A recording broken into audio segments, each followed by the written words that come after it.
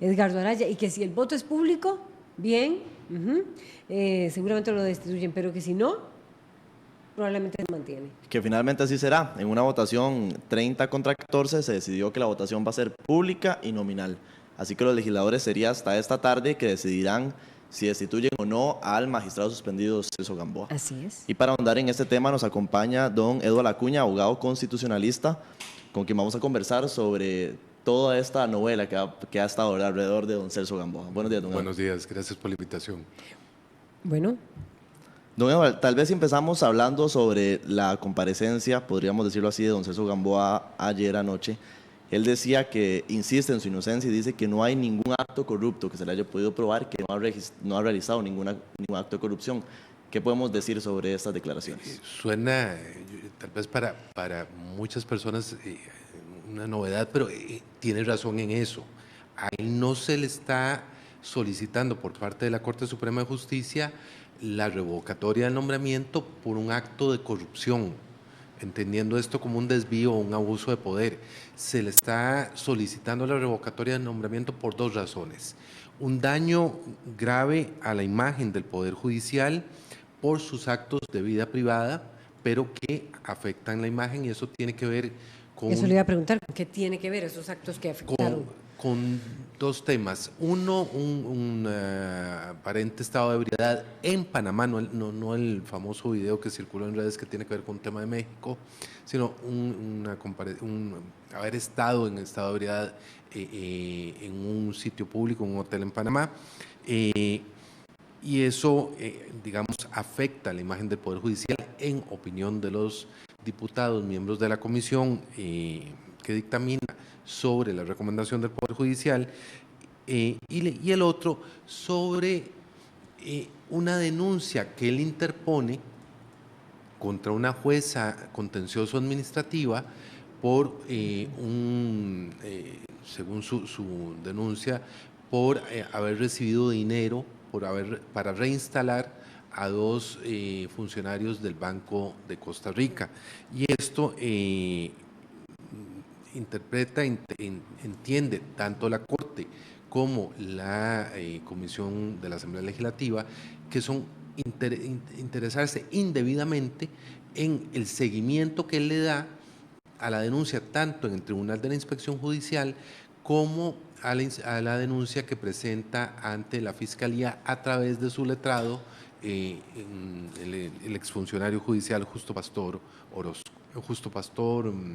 No recuerdo ahorita el apellido. Esos son los dos temas por los cuales se recomienda la revocatoria del nombramiento. O sea, temas que efectivamente no tienen que ver con el cementazo. Él dice, fui absuelto del cementazo y soy un denunciante. Lo de absuelto me parece que es siendo don Celso magistrado, un abogado con vasta experiencia, me parece que es más un argumento retórico que un argumento jurídico, porque él no ha sido objeto de ningún juicio ni de ninguna valoración en este sentido.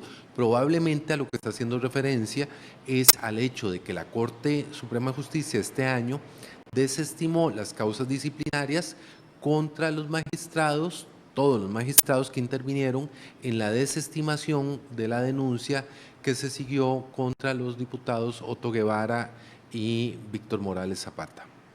Bueno, y vea qué interesante, estaba viéndolo, Oscar, esto que está diciendo igual, porque, vamos a ver, estás diciendo que afectaron la imagen, son dos hechos, y la denuncia de una jueza contenciosa, él más bien investigó a la jueza contenciosa. No, él denuncia y le da seguimiento a la denuncia. Exactamente, de que ella habría recibido dineros. En efecto. De funcionarios del Banco de Costa Rica.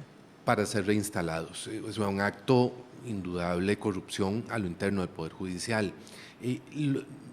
No se cuestiona el que haya denunciado, es lo que tiene que hacer cualquier funcionario público, sino el seguimiento que él le da al tema a través de su letrado, que es su asistente, tanto en la Fiscalía como en el Tribunal de la Inspección.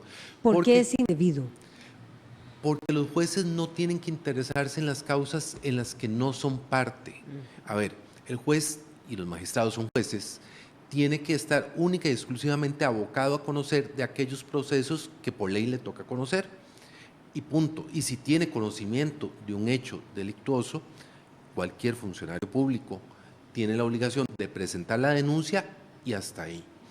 Aquí ese interés en ver qué se hacía en relación con la jueza, qué se hacía en relación con las personas que se supone pagaron ese soborno, se considera indebido, porque además lo correlaciona tanto el Poder Judicial como la Comisión como un interés que eventualmente a quien va a favorecer es a Juan Carlos Bolaños, porque si se establece que las personas que del Banco se de Costa dice Rica sobornaron a la jueza, efectivamente ocurrió el soborno, eso permitiría a Juan Carlos Bolaños, en tesis de la Comisión Legislativa, eventualmente hacer un reclamo por daño al secreto bancario que tiene cualquier persona que tenga operaciones en los bancos costarricenses. Es decir, que sí hay una relación con el caso del cementazo cuando hay interés del magistrado Celso Gamboa, de alguna manera hay una relación indirecta. Es una interpretación que hace la Corte y que hace la Comisión. Yo creo que es hilar muy fino, por lo menos con la prueba que consta en el expediente, pero digamos, esa es la derivación que hacen para justificar que ese interés es indebido y es el segundo motivo de revocatoria del nombramiento. ¿Podrías explicarnos, perdón, Oscar, podrías explicarnos por qué esto, el haber comprobado, tal vez retomarlo y ampliarlo, el haber comprobado que estos jueces, perdón, que estos funcionarios del Banco de Costa Rica habrían sido sobornados, o la jueza más bien habría sido sobornada para reinstalar a estos dos funcionarios del Banco de Costa Rica, habrían beneficiado a Juan Carlos Bolaños? ¿Podrías explicarnos un poco más? En el contexto del denominado caso empresario importador del cemento chino. Del denominado caso del cementazo, digamos, el origen mediático del proceso surge cuando se divulga un audio de una conversación entre el ex subgerente de apellido Quesada y Guillermo el señor, Quesada. exacto, y el señor Bolaños. ¿Qué es lo que ocurre? Que en ese audio el señor Juan Carlos Bolaños le indica al subgerente que si se reconoce por parte del Banco de Costa Rica que violaron su secreto bancario, él tiene derecho a un reclamo indemnizatorio multimillonario en criterio del señor Bolaños, que le permitiría obtener una importante suma de dinero. ¿Cuál es el hilo conductor que establece la Corte? Bueno, hay evidentemente una relación de amistad cercana o no lo establece la Corte, pero hay una relación de amistad entre Juan Carlos Bolaños y el magistrado Celso Gamboa, con ocasión del viaje a Panamá, con ocasión de llevarlo a la Fiscalía contra la Corrupción, con ocasión de una coincidencia en un acto protocolario en la Embajada de China. Y eso hace que se considere que el interés extraño que muestra el magistrado Gamboa en el supuesto soborno es precisamente porque eso le permitiría afirmar al señor Bolaños que Guillermo Quesada violó el secreto bancario y que a partir de eso él tendría el derecho a cobrar una indemnización ante los tribunales de justicia de Costa Rica. Claro, es indebido, ya nos explicabas muy bien, que un magistrado se interese, un juez X se interese por un caso, plantea la denuncia y el proceso sigue su curso. ¿Podrías ampliarnos un poco el tema de la imagen? ¿Por qué un magistrado o un juez debe mantener esa imagen? O sea, ¿por qué se daña la imagen del Poder Judicial cuando un magistrado o un juez no tiene el debido comportamiento? Aquí voy a permitirme leer lo que dice el informe de la Asamblea Legislativa. Adelante. El mantenimiento de una persona en el cargo de magistrado que ha perdido la credibilidad ante la ciudadanía es insostenible, simple y sencillamente porque la pérdida de credibilidad en el Poder Judicial representa la pérdida de nuestra muy preciada paz social. A ver, en general, el reproche sobre el comportamiento en la vida privada a cualquier funcionario judicial, no solo jueces, a cualquier funcionario judicial es mucho más severo que a otros funcionarios públicos, precisamente porque el Poder Judicial tiene que mantener una imagen, una reputación frente a la ciudadanía que es fundamental para poder rescatar la credibilidad del Poder Judicial. Y si algo ha sufrido mella con ocasión de lo del magistrado Gamboa y otros temas, que aquí yo no quiero ensañarme en el sentido de que la crisis del Poder Judicial obedece única y exclusivamente al magistrado Gamboa, porque eso es una falacia. Lo cierto es que el cuestionamiento al comportamiento del magistrado Gamboa frente a la opinión pública y en su vida privada hace que por parte del ciudadano común y corriente se tenga duda sobre la legitimidad, la transparencia y la idoneidad del Poder Judicial. Y eso es la afectación a la imagen del Poder Judicial. Claro, es entendible, de un agente del OIJ, una fiscala, un fiscal. Que se agrava en el caso de un magistrado, porque en esto tiene toda la razón la redacción del informe de la Comisión de la Asamblea Legislativa.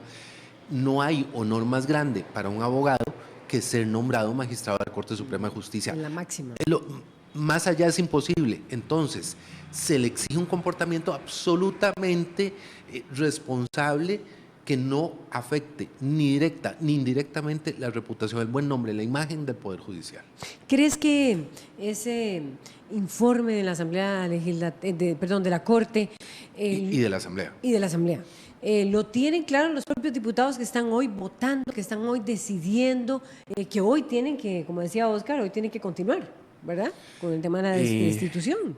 ¿Y qué otros elementos aportarías importantes que están en ese informe? A riesgo de probablemente resultar incómoda la respuesta. No lo han leído, la mayoría no tienen claro cuál es el tema, inclusive la discusión de ayer, donde yo no creo que fuera una discusión dilatoria, creo que era una discusión válida sobre dos aspectos. Uno, el tema de la votación, donde yo tengo un criterio que he venido sosteniendo desde el levantamiento de la inmunidad. Y ahora lo hablamos. Y el otro tema es sobre el contenido del informe. Pero lo que uno observa son dos detalles importantes. Se sigue asociando la revocatoria del nombramiento con un acto de corrupción cuando no es la razón de la revocatoria del nombramiento. Y dos, la discusión gira en torno a consideraciones políticas y no jurídicas, cuando la Asamblea Legislativa en este punto en concreto se convierte en un tribunal. ¿Y por qué un tribunal? Bueno, porque tiene que decidir sobre la revocatoria o no de nombramiento de una persona. Perdóname que te interrumpa, Gualacuña, porque es interesante, es juez de instrucción, es decir, la figura del fiscal que hubo anteriormente en el Poder Judicial. ¿Por qué tiene que abocarse la Asamblea Legislativa a razones estrictamente jurídicas? Es decir, siendo la Asamblea un ente eminentemente, un poder eminentemente político. Porque ya existe el antecedente, recordemos que este sería el segundo caso en la historia desde 1949, que es la vigencia de nuestra Constitución. ¿Qué ocurre? Que la revocatoria de nombramiento es un acto disciplinario, es un acto de derecho donde se decide que una persona no puede seguir ostentando el cargo de magistrado de la República, que se tuvo y se hace mediante una interpretación analógica del procedimiento para el levantamiento de la inmunidad, porque en Costa Rica tan impensable era que un magistrado llegara a estos escenarios que no tenemos ni constitucionalmente ni a nivel de reglamento de la Asamblea Legislativa previsto un procedimiento para revocar el nombramiento de un magistrado. Entonces se ha tenido que acudir a soluciones, digamos, de interpretación jurídica legítimas, válidas, pero que lo que ponen de manifiesto es lo extraordinario de la situación.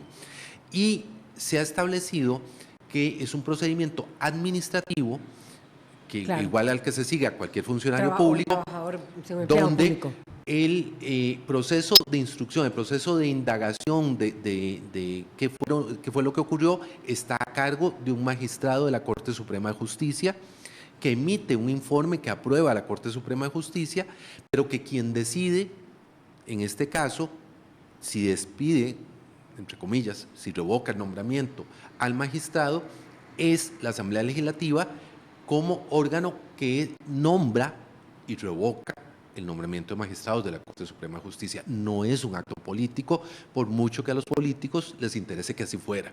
Entonces tienen que ser prudentes en esto. Lo otro que me llama la atención del informe tiene que ver con dos anotaciones que solicitaron fuera del informe, no, a ver, fuera del contenido integral del informe, que son dos aspectos que se llaman agregados, así les pusieron, que fueron solicitados. Uno, por el diputado Rojas Astorga, donde él pide que quede constando en el informe que el magistrado Gamboa, a través de sus defensores, trató de impedir que se conociera que los boletos del viaje a Panamá fueron pagados por una misma agencia de viajes.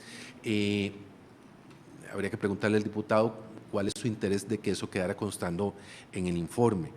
Y lo otro tiene que ver con una solicitud del diputado Vargas Varela, donde solicita que se incorpore las manifestaciones que hizo el magistrado Gamboa en la comisión, indicando que quien tenía que haberse inhibido de votar o de redactar la desestimación, en el caso de los diputados Otto Guevara y Morales Zapata, es el magistrado presidente de la Corte Suprema de Justicia, porque tiene una amistad íntima con el diputado Otto Guevara.